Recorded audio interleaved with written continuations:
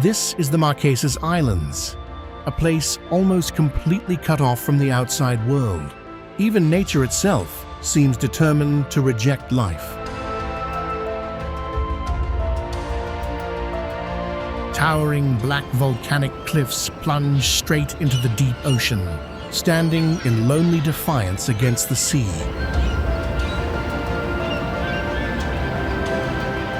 But beyond those harsh natural walls lies an entirely different world. A world where lush green valleys conceal one of the most authentic ways of life on Earth, home to more than 10,000 people and countless stories you may never have imagined. Even more remarkably, thousands of travelers, explorers, and artists make the difficult journey here every year, determined to discover why anyone would choose to live in a place like this.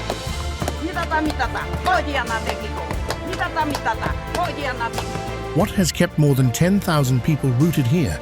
The answer is far more surprising than you might expect. If you look at a world map, the Marquesas are little more than tiny specks, scattered across the endless blue of the South Pacific. The archipelago lies in complete isolation on the northeastern edge of French Polynesia, far removed from the familiar centers of modern civilization. Yet, it is precisely this extraordinary isolation that has become its greatest blessing. Like an invisible shield, it has protected these islands from the relentless spread of urbanization, preserving the spirit of ancient Polynesian civilization almost exactly as it was thousands of years ago.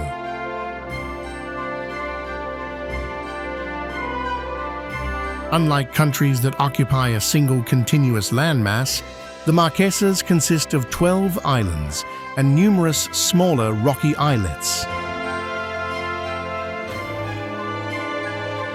Most remain almost entirely untouched by human development, where tropical rainforests, rugged mountain slopes, and rich marine ecosystems continue to thrive. Only 6 of the islands are inhabited, and each has its own distinct character.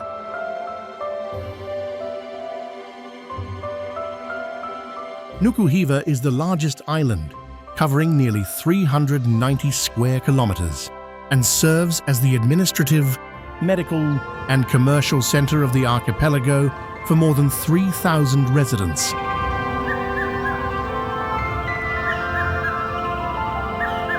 Meanwhile, Hiva remains quieter, safeguarding some of the Marquesas' oldest cultural and historical traditions.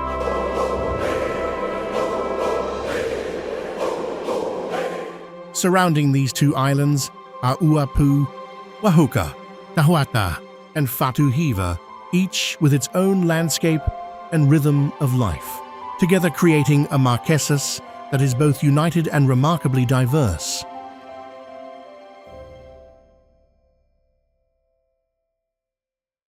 From deep beneath the earth, the Marquesas bear the proud scars of the Pacific's geological past. These islands were born from fire. Millions of years ago, violent volcanic eruptions tore through the ocean's surface, forcing massive flows of lava upward. Over time, wind, rain, and the waves patiently sculpted them into one of the most rugged landscapes in all of Polynesia.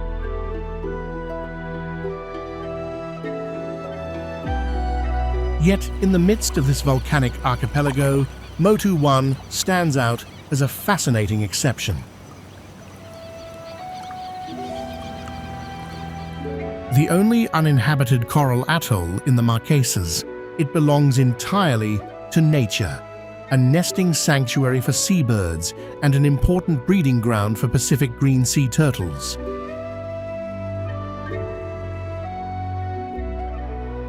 In the Marquesas, humans have never truly been the masters of this land. The moment they first set foot here, many people feel as though they have reached the very edge of the world. Endless forests blanket deep valleys, clouds cling to towering mountain slopes, and the ocean patiently wears away the ancient cliffs, day after day.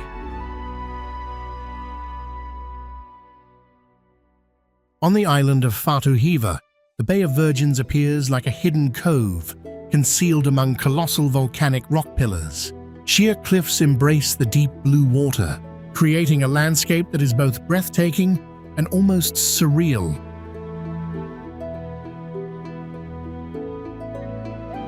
Not far away, on the island of Nukuhiva, water has patiently carved its way through the mountains to create Hakawi Valley, where Vaipo waterfall plunges from a height of about 350 meters into the heart of the rainforest before its waters eventually reach the ocean.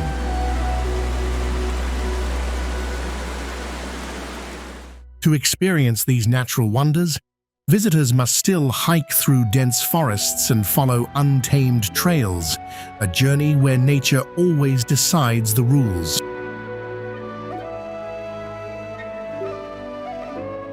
Perhaps nowhere is the pride of this land of fire more evident than on the island of Uapu. Rising to about 1,230 meters, Mount Ove stands as a magnificent landmark.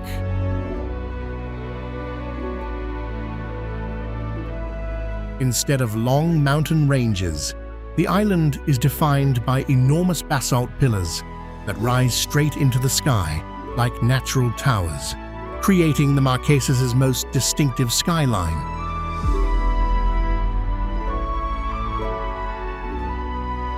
At the foot of these towering formations lies Flowerstone, a rare volcanic rock whose crystals naturally form delicate flower-like patterns. More than a remarkable geological phenomenon, it is carefully preserved by the Marquesan people and crafted into traditional works of art as a way of preserving the memory of the land that gave them life.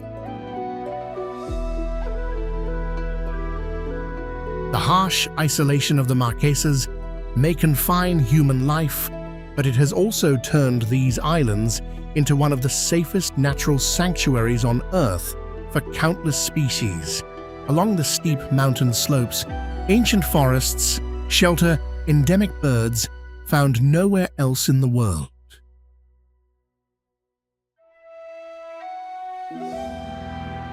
Beneath those deep blue waters, an ocean without protective coral reefs has become one of the Pacific's richest migration corridors.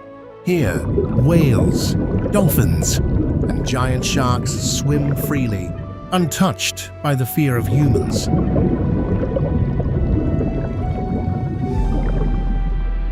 This untamed, powerful, and pristine wilderness is the very reflection of the people who have learned to survive here.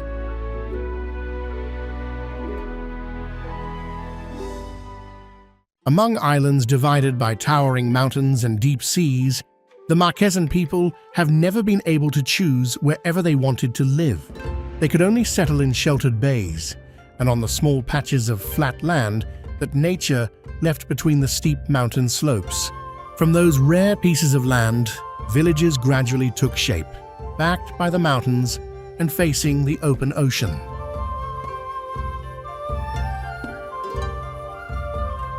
On the island of Nukuhiva, Taiohae is the largest community in the entire archipelago. Life here revolves around the supply voyages of the Aranui from the outside world.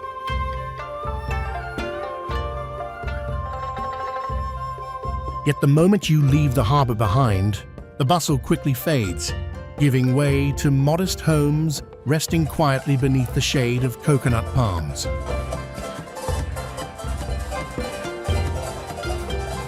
Farther south, the town of Atuona on Hiva-Oa follows an entirely different rhythm of life.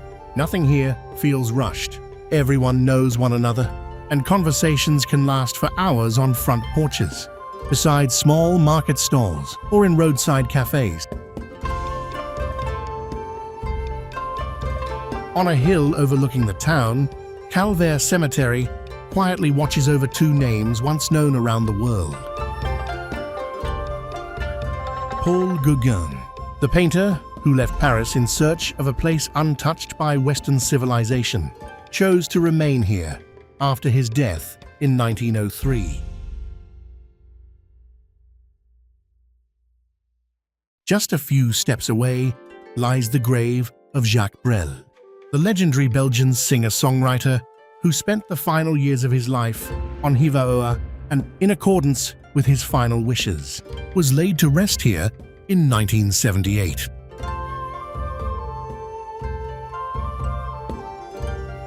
Two people, two eras, two extraordinary lives, yet in the end, both chose the profound isolation of the Marquesas as the final resting place for their souls.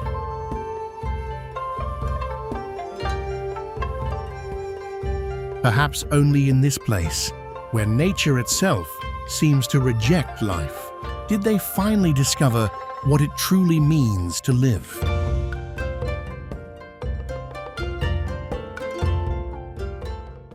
Beyond larger communities such as Taiohae and Atuona, life in the Marquesas becomes much quieter. On the smaller islands, isolation is no longer merely a geographical concept. It can be felt in every road, every voyage, and even in the way people stay connected across the vast ocean.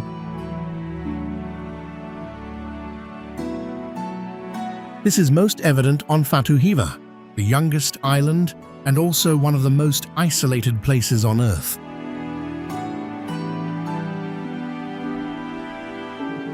The two small villages of Omoa and Hanavave are home to only a few hundred residents. There are no broad roads crossing the island. Many sections remain narrow, steep, and winding along the mountain sides, with some barely wide enough for a single vehicle to pass.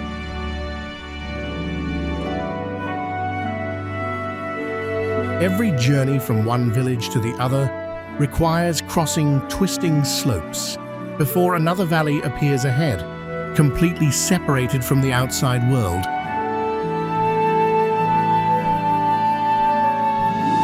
In contrast to the quiet, rocky landscape of Fatuhiva, the island of Uahuka tells a proud story of freedom. Even today, human life here remains closely connected to a unique symbol: herds of semi-wild horses, numbering more than 1,500. The horses even outnumber the local population. They roam freely across the dry hillsides and make their way along the red dirt roads. Although each island follows a different rhythm of life, they all share the same challenge: distance. With no bridges connecting them, the sea and the sky become the only routes linking these communities. That is why whenever the Aranui supply ship enters the bay, the entire small island immediately turns into a local celebration. Residents set aside their daily work to unload essential supplies, collect packages, and welcome new faces after long periods of isolation. At times, small propeller planes attempt to break through the mist and land on airstrips perched precariously beside the cliffs. But in the vast Pacific Ocean, sudden rainstorms always remind people of one rule of survival: to live in the Marquesas, you must learn to wait patiently for Mother Nature's permission.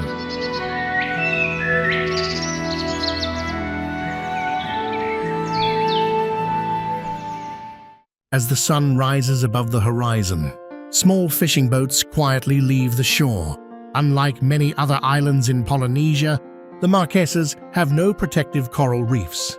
Their waters open directly into the deep ocean, where tuna, swordfish, mahi-mahi, lobsters, and many other large marine species thrive.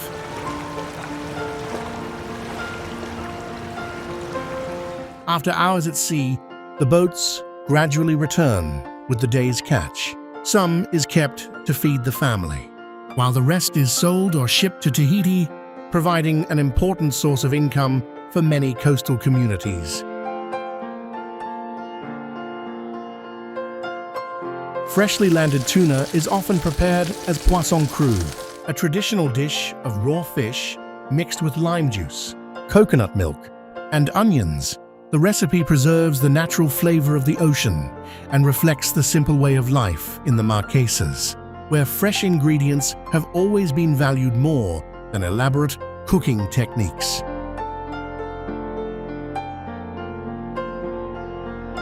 Beyond the harbor, the valleys enriched by volcanic ash reveal another rhythm of life. On fertile land, nourished by volcanic soil and freshwater streams, people grow coconuts, breadfruit, bananas, taro, vanilla, limes, and grapefruit. Among these crops, copra, dried coconut meat, remains the archipelago's most important traditional commercial product. After the harvest, coconuts are split open, dried beneath the sun, packed into sacks, and loaded onto ships bound for Tahiti, where the copra is processed into coconut oil. What seems like a simple task has been part of life in the Marquesas ever since the first trading ships anchored in these bays.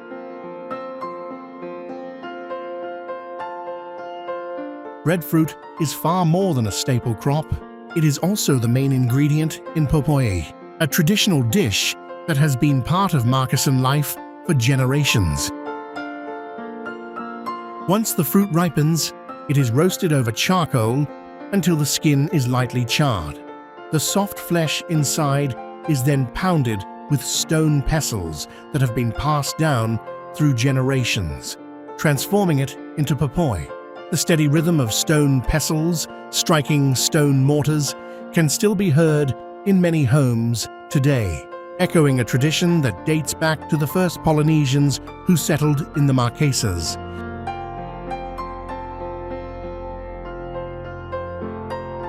Today, tourism is creating a new source of livelihood for the archipelago, but the Marquesas have chosen a very different path.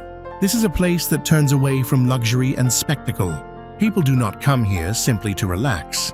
They come to experience life.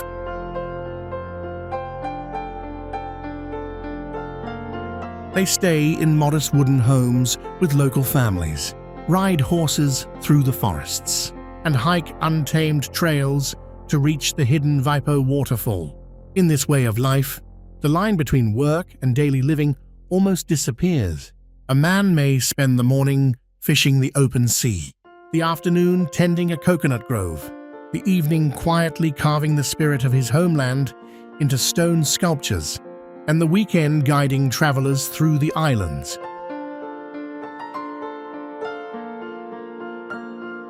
In the Marquesas, people do not work to accumulate wealth.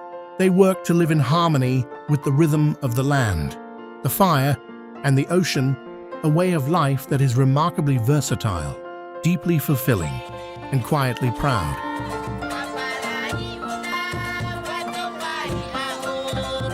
Long before European sails appeared on the Pacific, the Polynesians had already begun one of the greatest seafaring journeys in human history.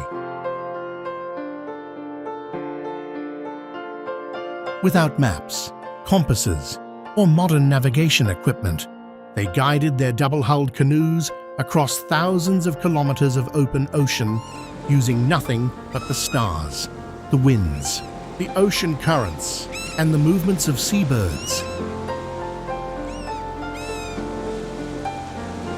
After generations of voyaging across the sea, they reached the Marquesas and transformed these wild volcanic islands into their new homeland.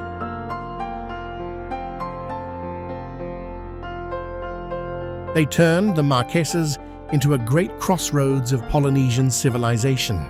From these isolated volcanic islands, generations of fearless navigators continued venturing into the vast Pacific, opening routes as far as Hawaii, Easter Island, and New Zealand, weaving together what was then the world's largest oceanic navigation network. Yet history is rarely without its cruel turning points. That turning point came in 1842, when the islands were annexed by France. But the most devastating weapon brought by the Western world was not guns or cannons, it was disease. Smallpox, measles, and influenza swept through the islands, and the Marquesan people had no immunity against these invisible enemies. In less than a century, a proud indigenous society of more than 50,000 people was reduced to little more than 2,000 survivors by the beginning of the 20th century. It remains one of the most catastrophic population declines ever recorded in human history. The once crowded Tahua ceremonial plazas were swallowed by the rainforest, disappearing into silence and oblivion.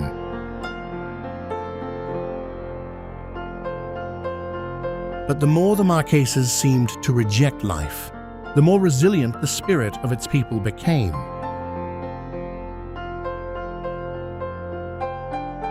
Their culture did not disappear with those years of upheaval.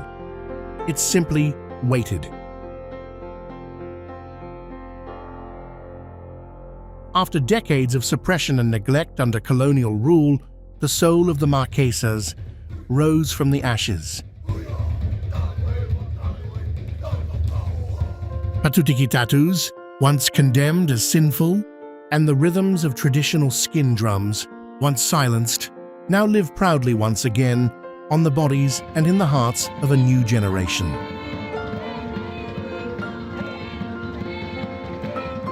Standing upon the volcanic land of their ancestors, they declare to the Pacific that the Marquesan people are still here and that their identity can never be erased.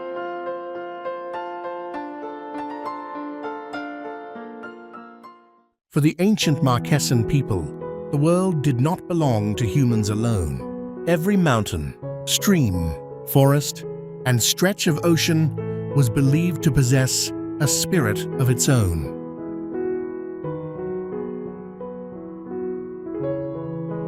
Ancestors did not abandon their descendants after death, but remained present in everyday life, watching over them, protecting them, and connecting people to the land they had preserved. This belief became the foundation of Marquesan's spiritual life.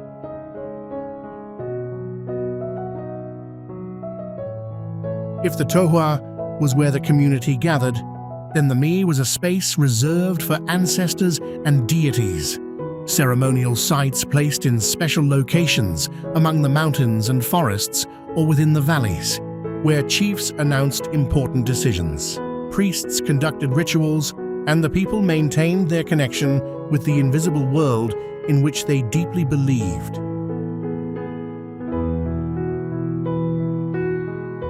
The Tahua once held a special role in ancient Marquesan life. They were not only spiritual practitioners, but also healers who used herbal remedies and guardians of knowledge about medicinal plants, rituals, and the balance between the body and the spiritual world.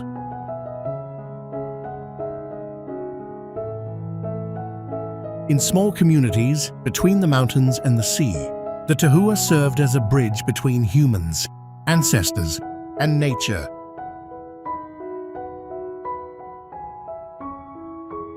The proudest symbol of this spiritual world is the tiki statues.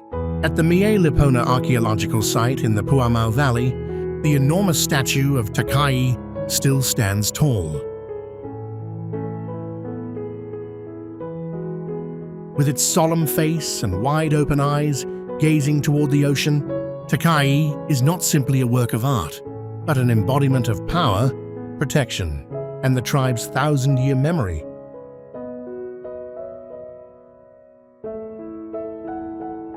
Farther south, in Puamau on the island of Hivaoa, the statue of Takai still stands tall, as one of the largest and most famous tiki statues in the Marquesas. Takai reflects the remarkable sculptural skill of the ancient inhabitants, while also revealing the special place that spiritual belief held in community life.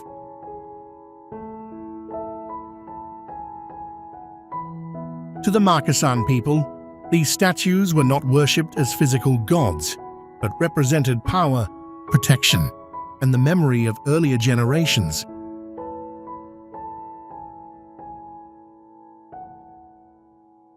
Not far away, the Kamoehe archaeological site, with its layered stone foundations beneath the canopy of ancient trees, tells the story of an old society that once flourished before the arrival of Europeans.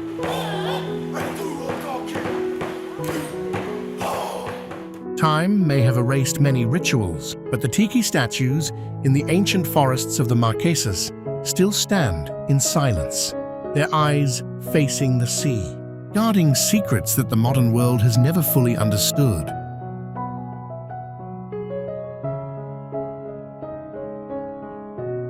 Before there were books or written historical records, the Marquesan people told their story in a very different way.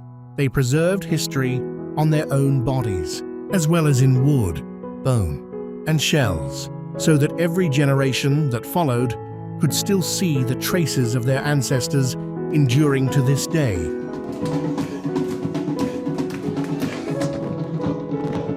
Most prominent among these traditions is patutiki, the art of tattooing, regarded as one of the oldest and most influential traditions in the Polynesian world. Every line and every pattern carries its own meaning, telling of family lineage, social status, milestones in life, or beliefs deeply held by the person who bears it.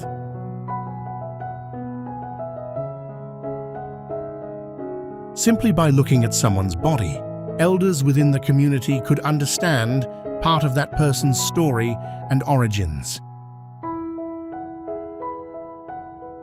Yet in the 19th century, Western missionaries regarded patutiki as a custom that needed to be eliminated and banned it for decades. This thousand-year-old heritage seemed to have died out, but today, that flame is being powerfully revived.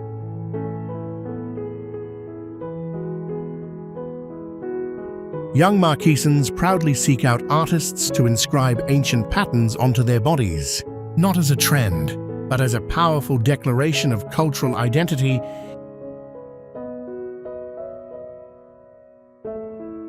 Traditional clothing, like tattooing, is also part of this cultural language. Before woven fabrics from the West arrived, the Marquesan people made tapa cloth from the inner bark of the paper mulberry or breadfruit tree. The bark was soaked in water, beaten thin with wooden mallets for hours, then dried before being decorated with patterns inspired by patutiki.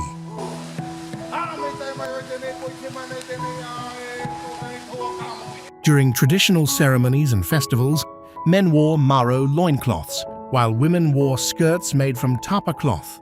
Around their necks were ornaments made from wild boar tusks, shark teeth, whalebone, or shells, not only for decoration, but also to express strength, status, and a connection with nature, values passed down from one generation to the next.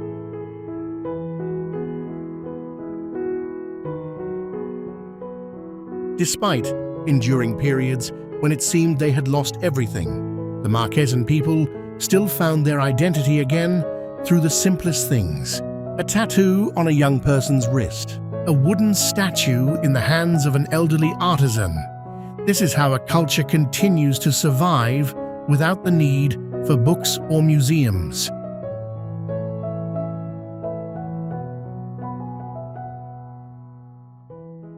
There was a time when many believed that Marquesan identity would gradually disappear after the upheavals of the colonial era.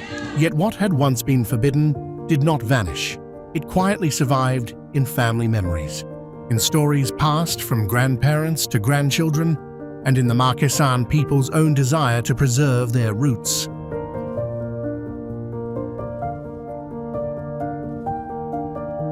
Today, those values are gradually returning across the archipelago.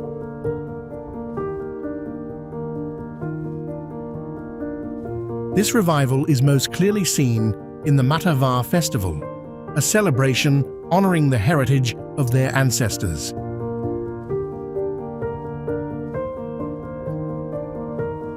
When the Pahu drums begin to sound, the entire valley seems to awaken after centuries of silence. Warriors stamp their feet forcefully against the ground, their bodies covered in patutiki patterns, cutting through the air with the haka puaka, a dance that imitates the courage of the wild boar.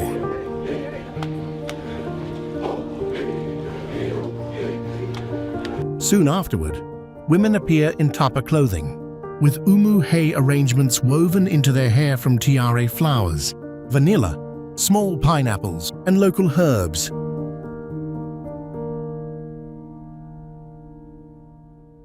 As they move with the rhythm of the dance, the warmth of their bodies causes the flowers to release their distinctive sweet fragrance.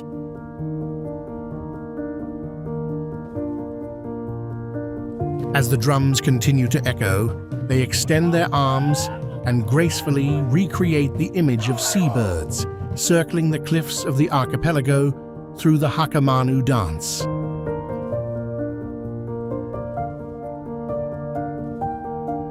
One is powerful, like the roar of the mountains and forests, while the other is gentle, like the breath of the ocean. Together, they retell the story of the bond between people, nature, and their ancestors.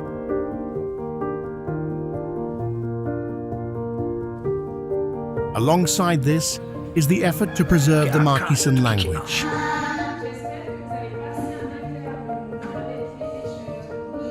Although French remains the language of administration, the native language is still spoken in many families, used in cultural activities, and taught in some schools across the archipelago. For many Marquesans, preserving their language means preserving the way their ancestors understood the world and told their own stories.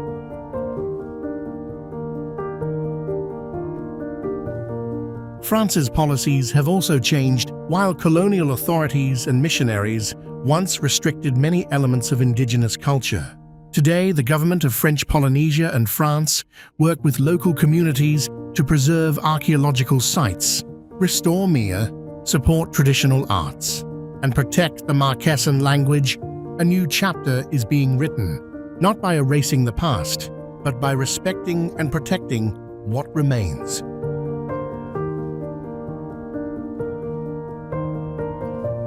These efforts received international recognition when the Marquesas Islands were inscribed as a UNESCO World Heritage Site in 2024. The designation honors the volcanic landscapes and archaeological remains that have endured for thousands of years, while also affirming the value of a culture that survived its most difficult periods and continues to endure.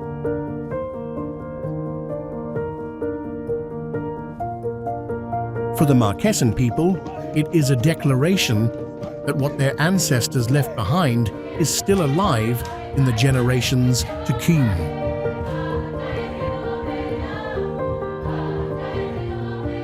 Behind the epic beauty of a culture brought back to life lies a simple reality.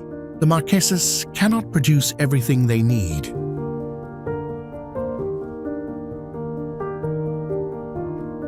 Medicines, medical equipment, building materials, and even the last drop of fuel must all travel thousands of kilometers from Tahiti or mainland France to sustain life on these islands.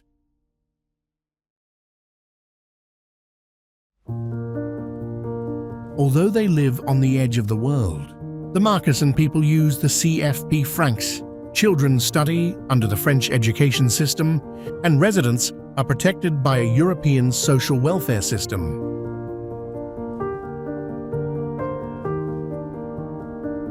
Financial support from Paris is the invisible lifeline that has made it possible to build hospitals, schools, and harbors throughout the archipelago.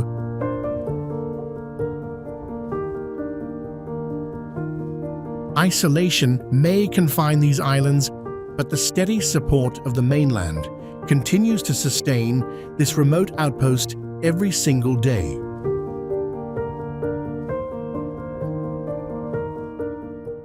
That support, however, comes at a very high price, the price of geography.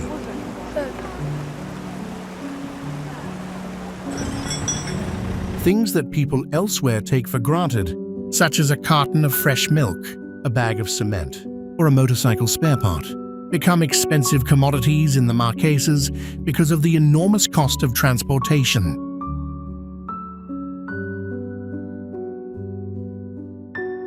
The daily lives of more than 10,000 people are entirely tied to the rhythm of the sea. When the weather is favorable, life moves forward smoothly.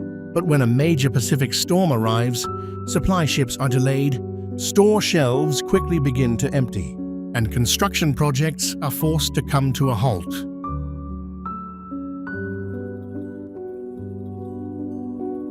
Living here means accepting a life without certainty, where shortages can arrive at any moment.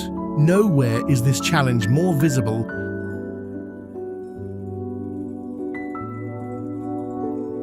than at the airstrip on the island of Oahu.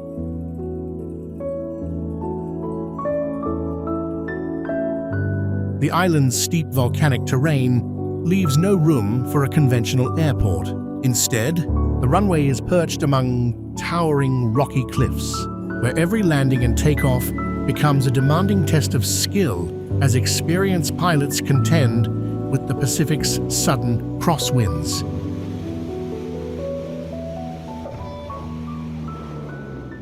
For travelers, it is a heart-pounding adventure.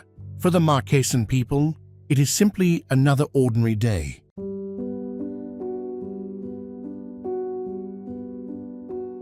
Over the centuries, they have learned the greatest lesson that isolation can teach: patience. They know how to store supplies, make the most of what the land provides, and calmly wait for the next supply ship to arrive.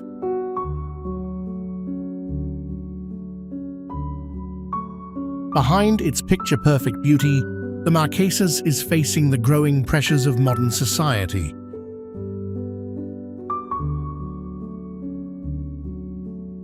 As educational and career opportunities continue to draw people toward Tahiti and mainland France, the remote valleys are gradually experiencing a brain drain. Young people leave, while aging villages and labor shortages become increasingly common.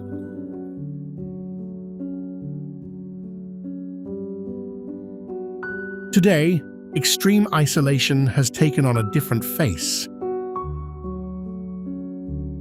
In places far from city lights and employment opportunities, some residents turn to alcohol as a way of coping. Deep within the rainforest, Pakalolo, the local name for marijuana, is still cultivated in secret, remaining an ongoing concern beneath the ancient forest canopy. The pressures of daily life have also contributed to darker social issues, including domestic violence on some of the larger islands. Even so, the strong sense of community has not disappeared. In many small villages, the most serious crimes are often little more than petty theft, leading locals to joke that if you lose something, all you have to do is ask around the valley and someone will know where it is.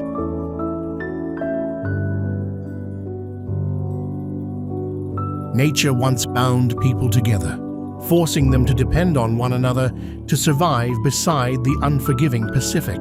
Today, that same extraordinary isolation continues to test their resilience, leading some to leave, while others choose to face it with determination.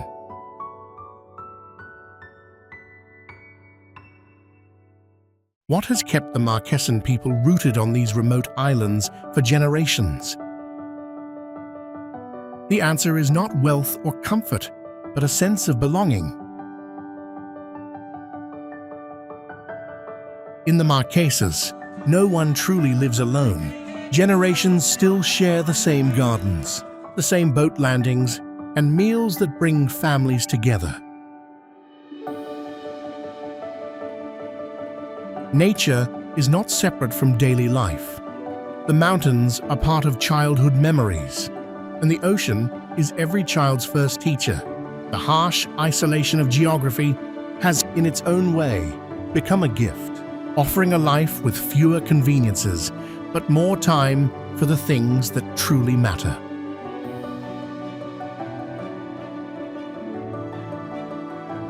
For the Marquesan people, home has never been measured by its distance from the modern world.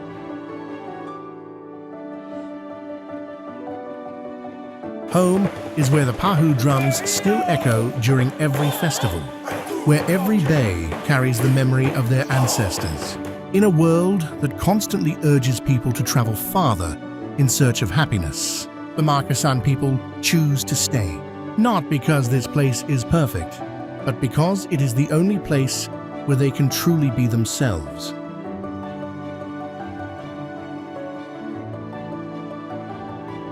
In the vast Pacific Ocean, the Marquesas remain a land preserved by time. In the Puamau Valley, the great Takai statue still stands quietly after centuries. In Taiohae Bay, the Aranui will once again arrive, bringing supplies and the familiar cycle of arrivals and farewells.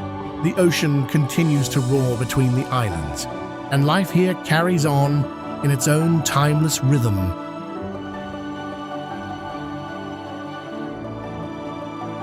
Some places are remembered for their scenery, others for their history, but the Marquesas will be remembered because, in a world that never stops changing, these islands have had the courage to remain true to their own heartbeat.